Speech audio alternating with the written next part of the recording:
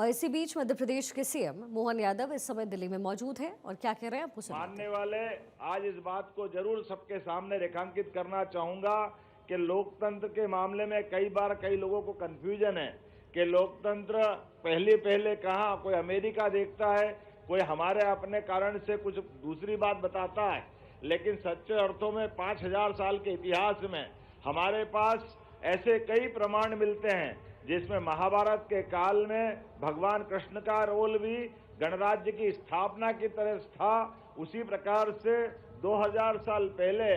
विक्रमादित्य जी का शासनकाल, उन्होंने भी अपने आप को कभी राजा, सम्राट, महाराजा कहलाना पसंद नहीं किया और जिस प्रकार से यशस्वी प्रधानमंत्री अपने आप को प्रधान सेवक करके कहलाते हैं, यह हमारे उदात्त शासकों की महान भाव को प्रकटीकरण के समान है। जब जनता की सेवा करते हुए अपने शासन की व्यवस्था का संचालन करना, यह अद्भुत काल है। और ऐसे में जब यहाँ इस महानाट्य का मंचन हो रहा है, इस महानाट्य के मंचन के साथ ये प्राचीन विधा को नए रूप में सामने ला करके कितना अच्छा लगता है। आज के इस डिजिटल युग में फिल्म बन रही है, पिक्चरें बन रही है, कैमरे में अपनी दुनिया सिमट रही है, लेकिन नाटकों के माध्यम से जीवंत होने वाली उन कला को पुनः नए प्रकार से महानाट्य के मंचन के माध्यम से सामने से घोड़े दौड़ते हुए आ रहे हैं। अब ये देख के अटपटा लगता है कि कोई नाटक के दरमियान मंच के ऊपर तो कोई अपनी कला दिखाएंगे, लेकिन मैदान में तलवारबाजी होते दिखती है। बड़ा अद्भुत लगता है जब विक्रम और बेताल की बात आती है और एक साथ एक मंच के अलावा ये मुख्य मंच तो चले गई, लेकिन बगल का एक मंच अलग चलता दिखाई देगा, दूसरा मंच अलग दिखाई देगा। यहाँ विक्रमादित्य बेताल को पकड़ता है, लेकिन पकड़े हुए बेताल को दूसरे मंच पे पास में पाते हैं। वाकई ये कलाकारों की कितनी अद्भुत संकल्पना है। एक से बढ़कर एक प्रमाण इस महानाट्य के मंचन के माध्यम से विक्रमादित्य, जिनकी अपनी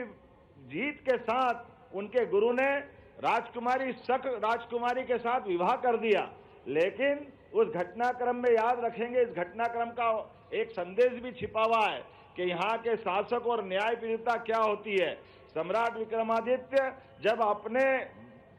पत्नी के भाइयों को अर्थात उनके सालों को पकड़ कर लाते हैं बंदी के समान, और पत्नी हाथ जोड़ के कहती है कि मेरे भाइयों का अपराध क्षमा कर दो, माफ कर दो, ये मेरे भाई हैं। लेकिन न्यायप्रियता क्या होती है, पत्नी से कहते कि मेरे लिए देश पहला है, इसलिए अपराधी को क्षमा नहीं कर सकते। और उसी समय उनका न्याय सबके सामने दृष्टांत बन के निकल के आता है कि देश इनको दंडित देखना चाहता तुरंत, और हाथी के पैरों के तले वो विदेशी